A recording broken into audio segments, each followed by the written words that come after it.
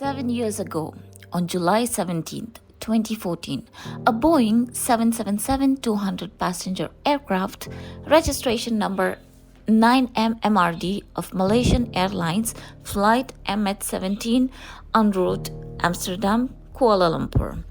All 298 people on board were shot dead. They were killed. 283 passengers, including 80 children and 15 crew members, were killed.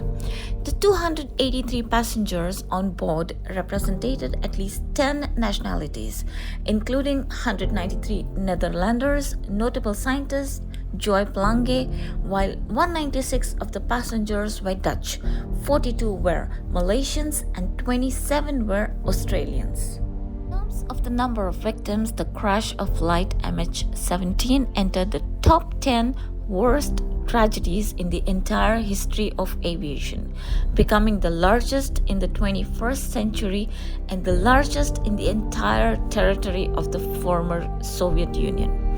Witnesses reported a mid-air explosion. Wreckage was scattered over an area of 20 square miles, which is 50 square kilometers. But the largest concentration was found in farmlands and a built-up area just southwest of the village of Grabovo of Donetsk People's Republic. Blamed the militia for the crash. They said they did not have the means to shoot down an aircraft at such a height. The Joint Investigation Group JID, which under the leadership of the Prosecutor General's Office of the Netherlands, without the participation of Russia, is investigating the circumstances of the crash, has previously presented interim results. The investigation claims that Boeing was shot down from a Buk anti-aircraft missile system belonging to the 53rd Anti-Aircraft Missile Brigade of the Russian Federation Armed Forces from Kursk. However, the Russian side gave the Netherlands not only data from Russian radars but also documentation showing that the Buk air defense missile system that hit Boeing belonged to Ukraine and it was launched from Kyiv-controlled territory. But this information was ignored by the investigators. At the same time, on the first day of the court session, the prosecution admitted that it had received and is studying the data of the Russian prosecutor's office. Foreign Ministry said that the JIT's accusation of Russia's involvement in the crash of the Malaysian Boeing are unfounded and regrettable. The investigation is biased and one-sided. President Vladimir Putin noted that Russia has not been allowed to investigate the plane crash. And if given a chance to participate in the investigation, then Moscow can check what exactly happened. The Russian Defense Ministry also stated that after 2011, all of the missiles, the engine which was presented by the Dutch Commission to investigate the crash of MH17 had been disposed of. Russian President's press secretary Dmitry Peskov has repeatedly stated that Moscow categorically rejects accusations of involvement in the crash of the Malaysian Boeing. It's been 7 years. This so-called evidence has not been presented to the court except for the audio tape which allegedly shows recording of communication between several leaders of the Donetsk People's Republic militia talking about the tragedy. It was proved by the independent research agency that this tape is a fake. This tape was edited by adding smaller audio pieces. This is exactly where the incident happened. You must all be knowing about the Malaysian Airlines MH17, which was, they say it was bombed, and this is exactly where the debris fell down. This is exactly where the incident happened. I must tell you, I have so many questions about this. Why? When you know there is a conflict going on, when you know there is something happening, why would civilians have to pass through this? Why? Why is it that, people, normal people have to suffer for this? just because of political power. Do you have answers for this? I have no answers for this, because I feel so bad that people back home must be waiting when they are coming back, when their families are going to reach their destination. They had so many plans, so much to do in life, and just because someone has to show their power, people are down here somewhere.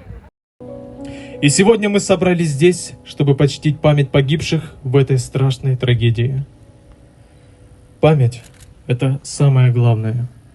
Только прошлым жить нельзя, но опираться на него необходимо. Head of the DPR, Dennis Pushilin, during the memorial meeting said, "Why is it impossible to complete the investigation? Why does the West not need the truth? Why does the US interfere with the investigation in every possible way without providing very important evidence of the crime, satellite images?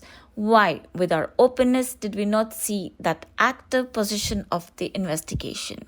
We have provided and continue to do so from the very first day, provided all the necessary materials, maybe because they don't need it, maybe because they know but cannot voice the real culprit."